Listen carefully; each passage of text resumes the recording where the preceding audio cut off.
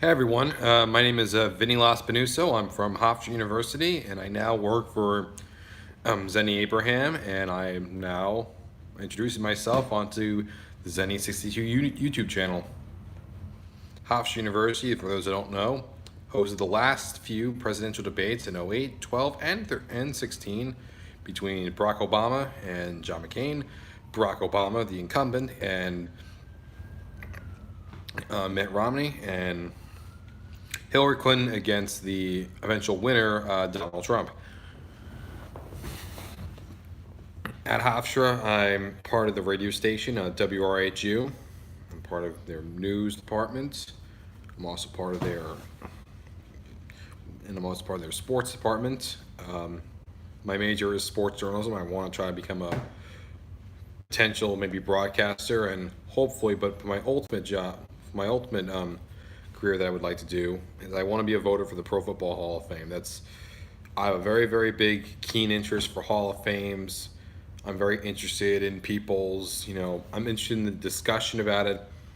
I really am very big on trying to push more guys in as opposed to the status quo amount for maximum entries, because in the world we live in today, people want more things than ever. It's that simple. People want more things in their life than ever. Now, one can argue if that's a good thing or not, but I say it is a good thing because more people want to be happy. And how do you make them happy? By giving them what they want. And if you have more guys in, you have more people happy. Now, granted, you're still always going to have those people that are annoyed or pissed off, but that's going to happen. The good thing is that it's important to see these people happy because, especially with the world that's going on now, they kind of need some little escape. They need an escape throughout this whole crazy environment where we live in today involving social media. And I think a great way to do that is giving them what they want. And I think it's not a bad idea. I would also say that in terms of other ideas that I thought of as, or just talking about just regular NFL news. For instance, today, sorry, we can do that. My mustache here just keep falling on. For instance, today, the Washington Redskins decided to fire head coach Jay Gruden after being with the team for 6 years and after an 0-5 start to this season. The fact that he was there for 6 years, that already makes him like more than above the majority of coaches in the tenure of Snyder as the owner of the Redskins. I would also say the fact that he had some ups. Two winning. He had a couple winning seasons. The team also won the division in 2015. Sorry, there's a game going on. Two winning seasons in both 2015 and 2016. They won the division in 2015, where they eventually lost to the Packers, but still made it there with Kirk Cousins as his quarterback. After the year before, whether it would be like RG3, Cousins, and McCoy, then it became Cousins for the whole season. It was like that for a few years.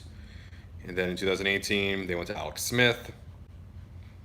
From the looks of it, it didn't even seem like he really wanted Alex Smith, and he wasn't even aware that they were trading for Alex Smith.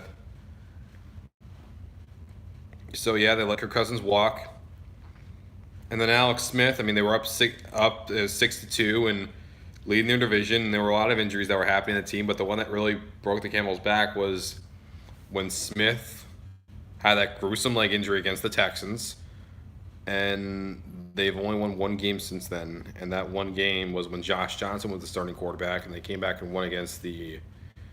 It's when they came back and they won against the Jaguars.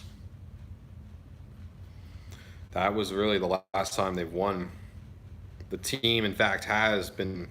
That actually was the team's 600th victory, from what I've heard.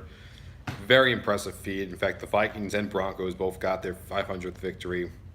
So you can say that, hey, I was a part of the team's 500th win. I mean, 600th win, that's very, very prestigious. That's a very big milestone. That's something that he should really cherish. Um, I think he's fine if he becomes a coordinator somewhere. He's probably going to go with the Raiders and be an assistant for his brother John. It only seems destined to happen. As for the Redskins, what do they do?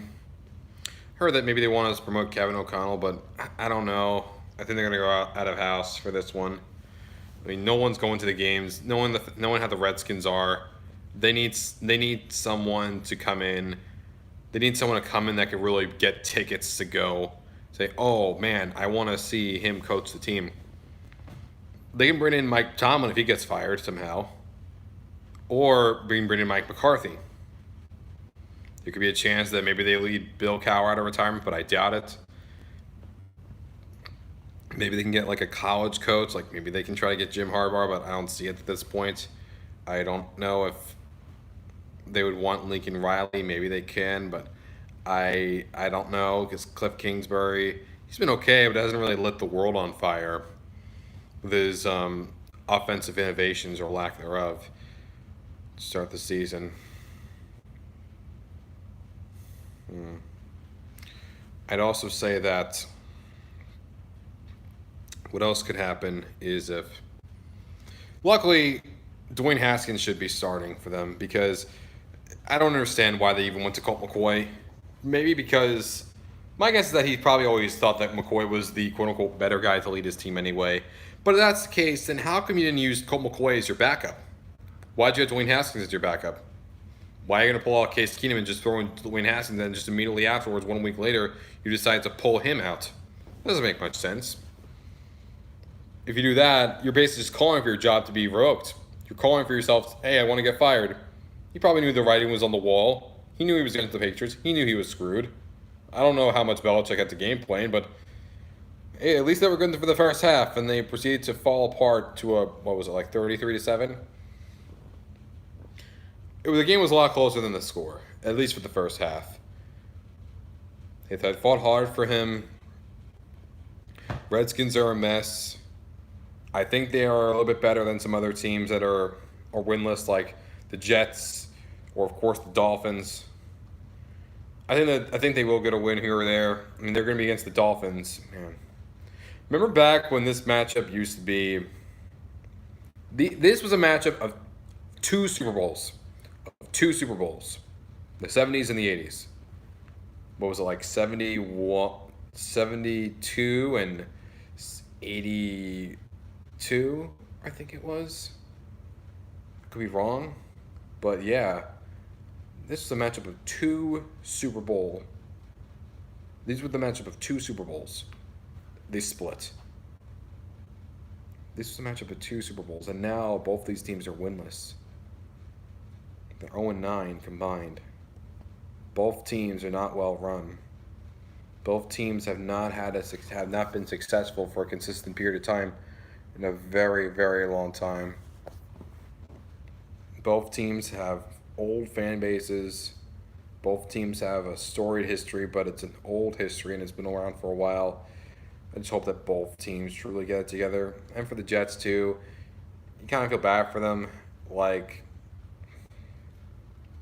who knows how well his spleen's going to be. Sam Darnold. Next week it's going to be against the Cowboys. That's going to be something for them. Cowboys down 3-2. Maybe they can try to become 4-2 after this. It's a much easier task for them. I don't know. Well, that's just me telling you a bit about sports. Thank you very much. I hope to speak to you guys soon. And take care.